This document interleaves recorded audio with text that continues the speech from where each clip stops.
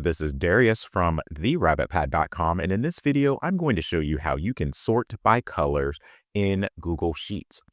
Here I have a table with cells that are completely colored in column B, and then text that's colored in column E. You can actually sort these tables by those colors. The first thing you need to do is you need to highlight the header row and then create a filter by clicking this icon, which allows you to create a filter. From there, you're going to want to select the column that you want to change and click these three lines, and then go down here where it says sort by color. Since the cells in column B only have cells that are completely colored in, you're only going to be able to select fill color.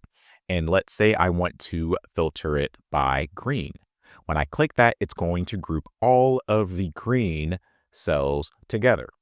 And notice all of the information in favorite color, hobby, etc. moved with it. Now, if I want the red cells to appear under that, then click on the filter button again, select sort by color, select fill color, and then select red. So now all of your red cells are here and all of your green cells are there. If you want this to have the green on top and the red on the bottom, then select fill color and select green and it will flip. So that's how you filter when the cells are colored. You can do that same thing for text by clicking on the three lines, then selecting sort by color, and then this time selecting text color, since in this column, the text is colored and not the cell. So if I want to sort by the purple words, select purple, and notice that they're all together. And then, as was the case with column B, if you want all of the colored cells to appear together, then you need to select that. And now you see that this column is now sorted by the color of the text.